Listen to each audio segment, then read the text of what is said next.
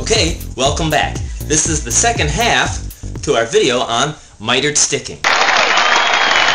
This next cut is pretty important. Now, what I did, this is on our mortise piece only. This is our style here. We're going to tip our table saw to cut at 45 degrees, and the setup on this is important. You don't want the blade to come up any higher than what this profile is on the thumbnail cove. 10-4. And also too, you don't want the blade to come past our line here of what was set at 2 inches. So let's take a look at this on the table saw. Let's go! So here it is with the blade raised up just a smidge. You can tell it's not up very high. Whip! Ding! Because I set it to what the profile is going to be. And also too, I set the fence so it's exactly at my 2-inch mark here, and then I'm just going to run all the pieces through. Caution. Danger. Heads up! Yeah. Now the setup for these mitered cuts, they're tricky. Yeah, they're not really hard to make, but the measurement has to be dead on, so make sure you have your scrap piece and you practice this several times so you get it perfect. Okay, here's what I'm talking about.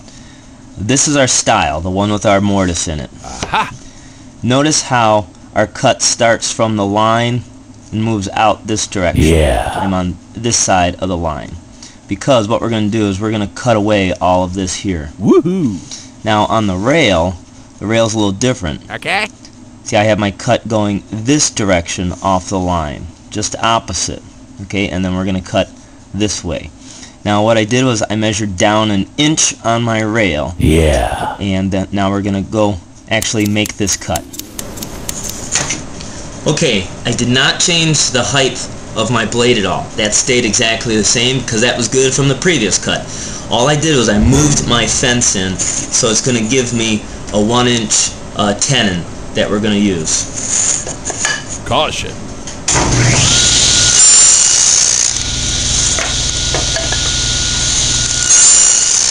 Heads up! Hi.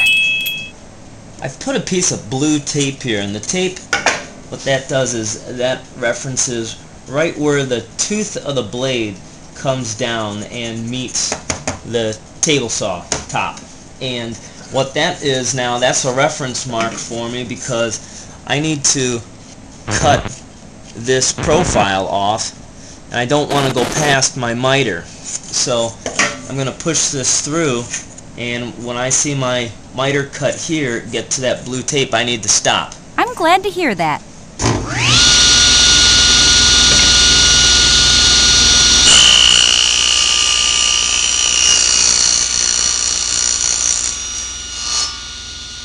Also too, by raising the blade up as high as it'll go will give me the most of a straight down cut on it, allowing me to get just a little bit closer. Now with the little bit that the table saw didn't take off, we can just clean it up with a chisel. It's not a bad idea to label or mark your styles and rails as they go. This might be overkill on my part, but you know, you'll A, B, B, C, C, D, D, and so on all the way around. So you're matching the correct mortise and tenon together.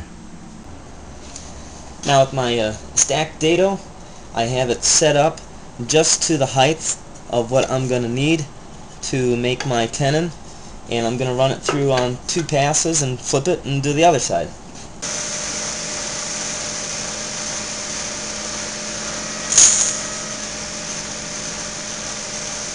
Danger.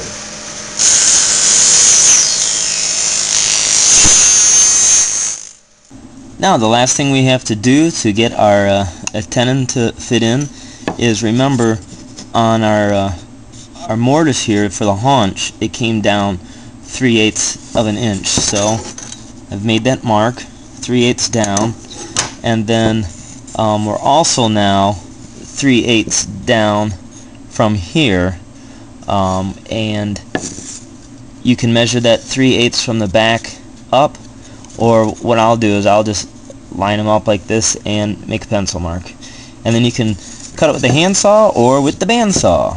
Well, hello, Chopperoos! Are you ready to rock?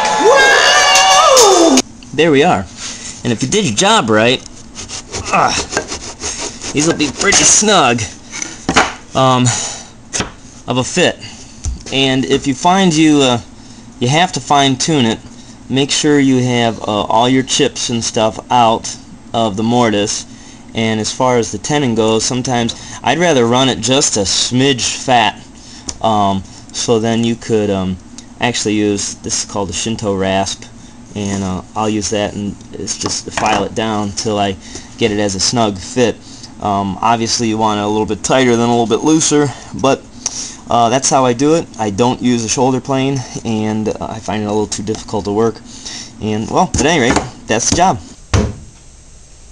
Well, there you go. Now you too can do mitered sticking with the proper tools and the patience. Yeah. Well, that's it for the end of the show.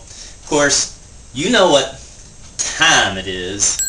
I like to dance.